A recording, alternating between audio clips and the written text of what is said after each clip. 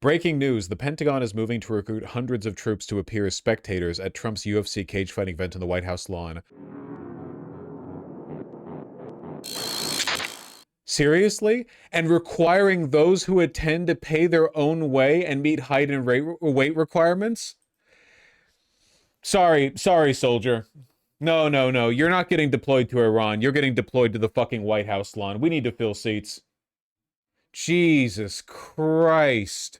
He really said no fatties? Just like Nick Fuentes, yeah. Trump looking for soldiers to fill up his 250th anniversary / birthday bash at the USC fighting arena on the White House lawn. No femmes, no fatties. Whites only. This is a BWC event.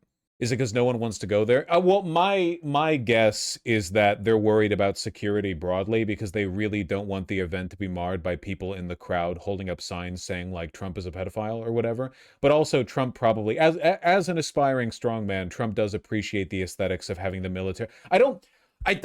He's very dumb. So I don't think Trump understands that as a strongman, it's impressive to have a big military parade, to have the soldiers like, you know, marching in line, but it's unimpressive to hold an event where the audience is the military. Those are two different things, you know?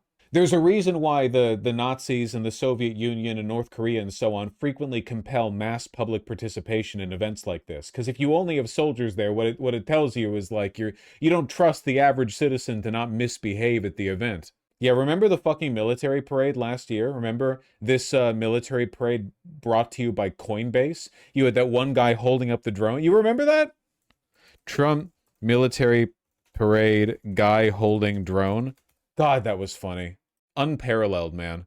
Abrams tank, but Bradley is a fierce fighting machine.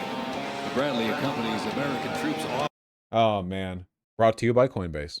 The thing is, the Soviet Union and the Nazis did create spectacle, whereas this is just tacky. Well, yeah, I mean, on one hand, in the Soviet Union and Nazi Germany, if you went to a public event and you booed the dear leader, you'd be, like, killed. So that's one.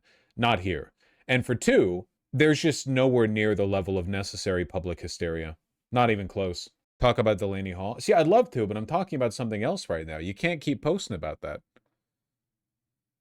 You're not sorry about the spam. You just keep spamming. How can you can't be sorry about something then keep doing it. That's abusive behavior. I'm going to therapy language you. I'm going to hit you with that damn therapy speak. Why do weak people think these antics make them look strong? It's just humans. It's always been like this.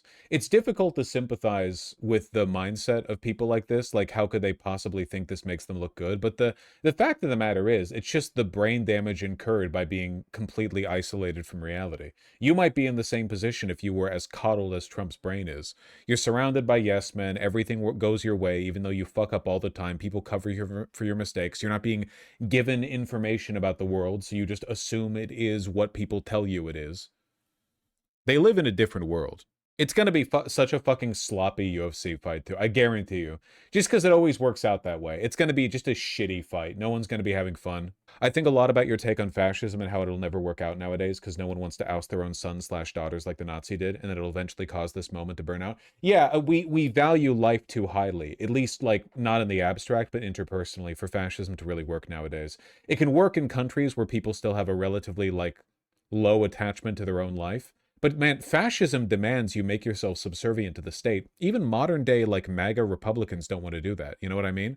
In order for fascism to work, the people most loyal to the ruling party need to be willing to, like, literally lay down their lives for the state. That's a level of hysteria that you just don't get in comfortable Western civilization anymore, you know? The average Magite doesn't want to get sent to Iran. They don't want to get, like, you know, they wouldn't be, like, enthusiastically complying if the federal government went over to their house and started questioning them for seditious behavior. They don't want to rat out their family or whatever. It's just not, even in Russia, it doesn't work. No, it doesn't really. For the most part, Russia is sustained on apathy now. And the economic inequality beget by a petrostate, you know?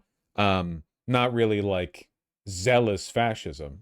Why are you saying people value life too much like it's a bad thing? That's a little bit of an uncharitable assessment. I'm saying fascism won't work because people value life too much. How on earth is that to you a moral denunciation of valuing life? But it's good that people value life too much for fascism to work. Do I need to spell it out for you? Come on.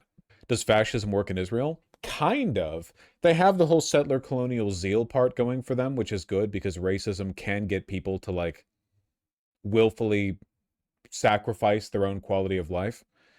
But at the same time, the Israeli people really don't seem to have like the stones for the kind of prolonged suffering that would be brought upon the world and them if they keep doing what they're doing. Like, Israeli media is filled with people whining.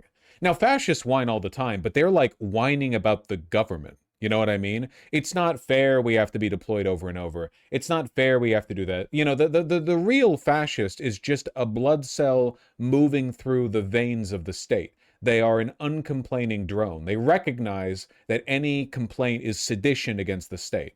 This was the life that people lived in Germany and Russia for a time, today still in North Korea. But you know, being bloodthirsty is not on its own enough to sustain the fervor of a fascist government. Are Trumpies calling ICE on immigrants not fascism? Trump and Trump supporters are fascists, but fascism is sustained by a particular social environment that isn't replicable in the modern world. You know? It's the same reason why you can't really have socialist movements the way you did back in like 1917 or whatever. We don't have like worker-led union riots the way we did the turn of the century. It's a different world, you know? It's just material conditions, right? The social and technological environment lead people to different ways of viewing the world. Right now, by and large, even proletarians in America are relatively comfortable. Even poor people in America, by and large, don't starve to death. Didn't always used to be the case. For now. Is Rogan not bullish on this? Rogan has called the decision to hold the event outside odd, and in the event a security nightmare and kind of a gimmick. Man, even if Rogan's not hyping this up, that's fucking embarrassing. Life is a gimmick if you think about it, right? But it's a good gimmick, Trump told Time magazine. It's something that will never happen again. No one will ever have the privilege of doing something like this in front of the White House. It's going to be very unique. It's going to be amazing. I think it's great for America, frankly. I don't think Vaush takes them seriously enough. Israelis are fascist as fuck. You'd have to... Sorry, I can't run you guys through theory camp every time I bring up a point. Israelis, by and large, are fascistic. The government of Israel cannot commit fully to fascism because it would demand of their people a degree of self-sacrifice that modern people in the modern developed world are simply not willing to engage in. If that makes any sense. Like, the fervor required... Like, okay, think of the degree of self-sacrifice the average Red Army soldier was engaging in marching westward. Like, the Soviets died by the tens of millions. That's the kind of social fervor that people used to engage in, right? We're talking about like an unbelievable... I'm not saying that they all did so willingly. There was a ton of coercion involved. But you couldn't get that kind of coercion nowadays. Like, you couldn't beget it. It wouldn't be possible to mobilize the population of modern-day America to that degree of self-sacrifice. It simply wouldn't happen. You could draft people. They'd stay at home. It's not happening, right? But with the IDF, they're already complaining about their deployment times. Just people have grown too comfortable for that degree of self-sacrifice. It's one of the reasons why the most, like, policy-wise, the most fascist governments in the world right now, like in North Korea, Turkmenistan, or whatever, are relatively backwards, you know, underdeveloped. Or it's fascism applied selectively through a caste or slave system, like what you get in the UAE or Saudi Arabia, where you have a kind of, it's not exactly fascism, but you have a comparable degree of social repression. Not sustained through fervor in those cases, mind you, but rather through overwhelming economic inequality. It's just difficult to build those conditions again. You know, the world was a very different place 80 years ago. Very, very different place. People forget. The average U.S. Army soldier, the average fellow who went over there to Normandy or whatever, was malnourished. One of the main reasons people joined up with the military nowadays, or sorry, back then, was because they literally were not getting enough food. They were malnourished. They were small. Like, they were physically small. That's not the case anymore. Nowadays, poor people in America are fat as fuck. You know what I mean? There is just more stuff overall. So people aren't as willing to throw their lives away. Oh, UFC. I think the reality is that people these days are taken advantage to the point they have nothing to die for. People in the past were more taken advantage of, on average, than people today, I promise you. No, people are just too comfortable. Listen, you can't sympathize with how much people died back then, how readily they died.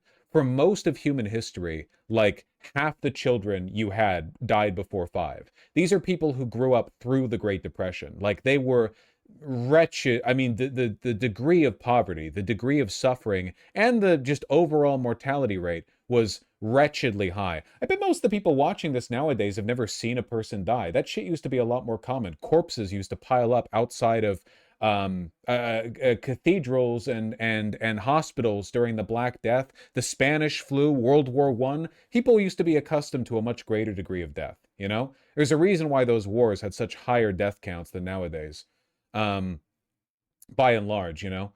It's just you were able to mobilize a greater degree of the population because a lot of them were teetering on the edge of death anyway. A lot of people, yeah, died of disease. Most of the sailors that most deaths during the great age of sail were from fucking scurvy, you know? Lives were cheap. Anyway, I'm not complaining about any of this. I'm just saying these are reasons why it's very difficult to produce, you know, 20th century fascism today.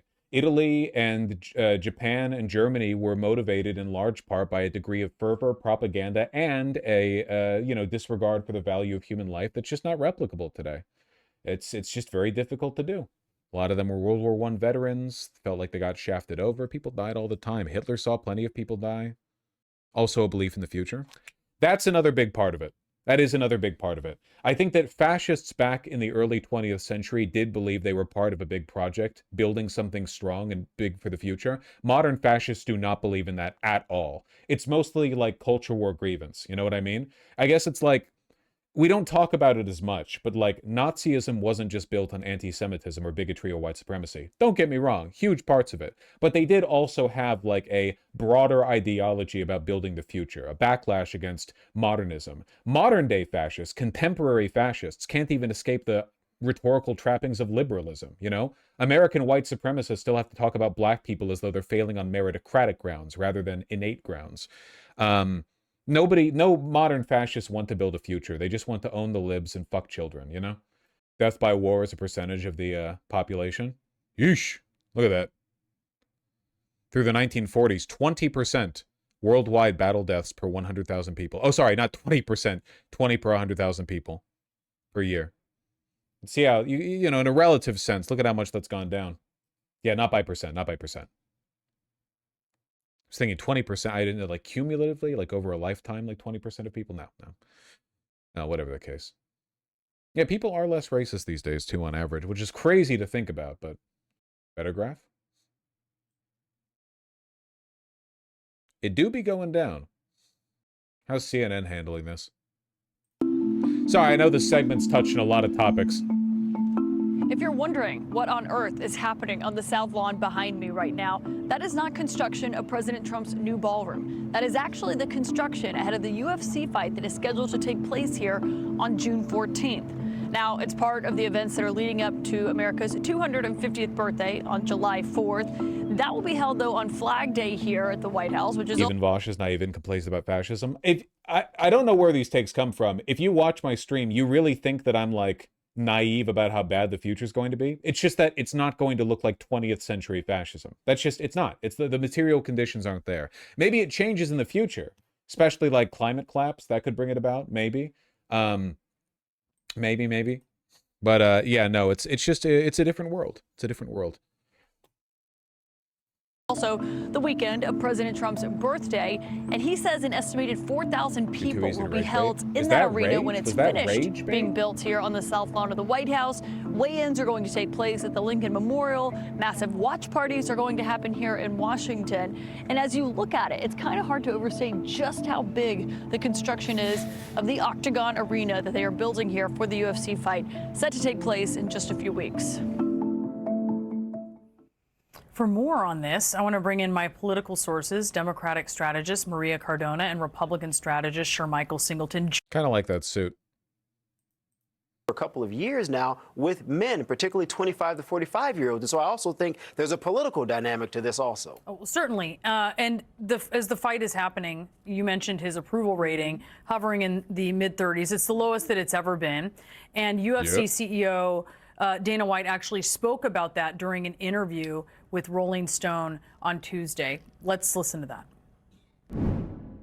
As far as his popularity as a president, and, you know, his policies. I mean, that stuff goes like this over a 4-year term for every president.